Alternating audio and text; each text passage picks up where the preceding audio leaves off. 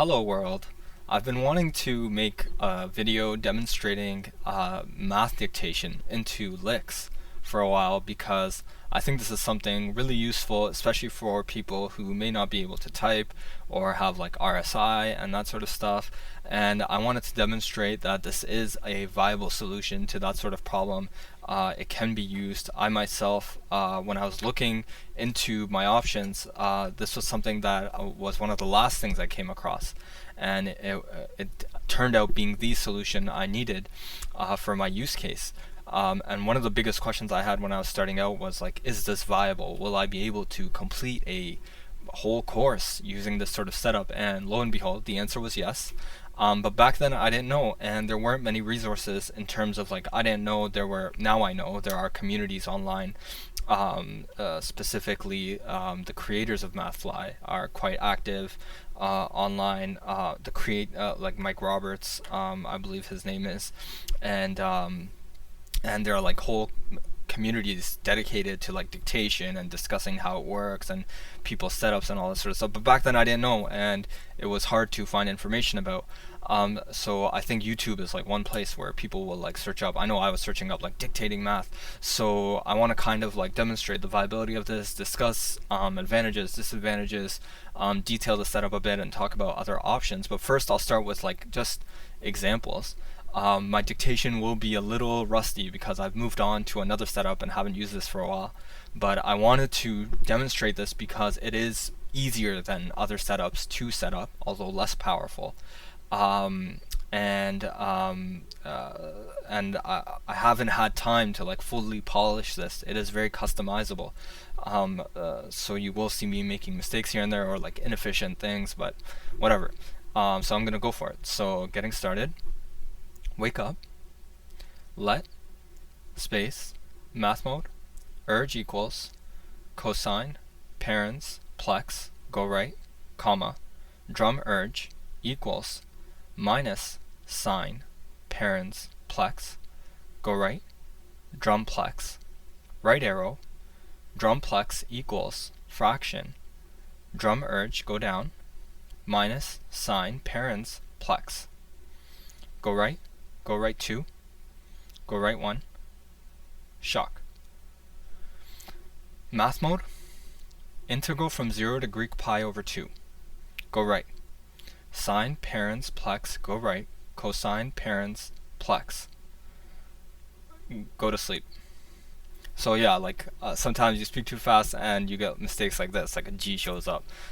So yeah, I'll just use my hands sometimes to fix that type of thing. But the cool thing is like notice how the integral I'm able to like. So you saw earlier I was able to dictate fractions, and then as the upper bound of the integral, I'm able to dictate a fraction here, which is which is really useful. Now that's not possible in all cases, so I'll show you an example where when I do the substitution, the bounds will be cosine, right?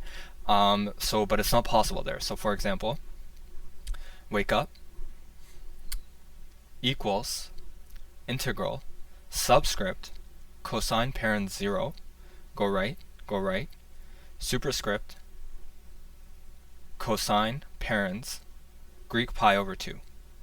Go right, go to sleep. So it is more efficient to say like go right 3 and stuff, but regardless, now watch if I try to dictate the bound like all at once like I did for the other integral. It's just going to mess up. So wake up, integral from cosine parens 0 to cosine parens Greek pi over 2. So we get kind of like, it's kind of messed up. Go to sleep. Dragon catches me dictating all over the place. So yeah, that doesn't always work too well. But yeah, so we have the integral here, and then we can do like our substitution and whatever. It's pretty simple. Nothing crazy. There's one cool thing, like when I calculate the definite integral, if I want to do quick subscripts and superscripts, I can do something like this. So wake up, math mode equals brax, fraction, urge squared, go down, 2, go right, super 1 sub 0, go to sleep. So I'm able to like dictate superscripts and like subscripts really quickly. That's pretty cool. You saw how I'm able to like dictate squared like that. I thought that was pretty cool. So now so that's just like an integral, a definite integral. Now there's like partial fraction decomposition, which is like, how do you dictate that? Like, how are you gonna show that? Like, won't that be kind of messy? So I know the final form of this, and then I'll show you how like I would dictate this as partial fractions. It'll look kind of ugly in Licks. By the way, I'll show you how this all renders out as well. So wake up equals fraction parents big air plus big cap go right plex squared plus parents big air plus big bat go right plex plus big bat go down plex parents backspace squared parents plex plus 1 go to sleep. So yeah, I keep making this like G's keep showing up sometimes, not sure why, but it happens. And so I dictated that a bit faster. So this is like the final form. So now like actually breaking that down, how would we do that, right? So it's actually pretty easy to insert matrices. So or like this, wake up, math mode, matrix 2 by 2, big air plus big cap equals 1, go down, big air plus big bat equals 4, add matrix row, go down, big bat equals 1, go right, go up, right arrow, big air equals 3, go up, right arrow, big cap equals -2, go to sleep. So we just use matrix, and I just like put all the like all of the equations I get over here, and then I can solve them usually in my head. And I'll talk about that because this ends up really encouraging mental math. But I mean, this isn't difficult, anyways. But so yeah, this is like how we can do like more arithmetic things like partial fraction decomposition, long division, polynomial long division, like I'll use matrices, stuff like that. Pretty much everything, like there's like some way to do it, that's kind of like the point that I'm trying to demonstrate. Everything that I've experienced so far, and then here I won't actually do this proof, but I will dictate like the formal definition of this sequence converging to 0, right? Just to demonstrate like Greek letters and that sort of stuff. So wake up, math mode. For all Greek epsilon greater than 0, there exists big near greater than 0, pipe. So yeah, I went too fast, and it dictated upsilon instead of epsilon, so that happens, so I'll try that one again. For all Greek epsilon greater than 0, there exists big near greater than 0, pipe symbol, near greater than big near, right arrow, absolute, alpha sub near, -0, go to sleep. So over here, I said alpha by accident, so wrong letter. It's air. I'm using air right now. So yeah, that happens. It heard office then. Wake up. Air sub near, -0, go right, less than, Greek epsilon, go to sleep. So at the end I was like really particular about how I voiced that epsilon, and it showed up. So and so this should be an epsilon, but whatever. So yeah, that happens. And you can configure this sort of thing, take out epsilon from the configuration files if you never use it, and then you'll always get epsilon, hopefully. So yeah, that's pretty much it. That's what I wanted to demonstrate. I just wanted to demonstrate some quick examples, and now I can show you how this actually looks. So we can render this as a PDF, which is really nice. And if we take a look at the PDF file, this is what we get. And you can see down here are all the examples we typed up, and it shows up pretty neatly. It's pretty nice, and that's actually one of like the huge benefits of this, is that, well, I feel that it encourages me to write math much better than I normally would, and in a much more like consistent manner. But the main advantage here is that uh, uh, I don't have to use my hands, which saves me a lot of pain. And you can do this in any position. I've done a lot of math like lying down at night, which is super comfortable if your neck is in pain.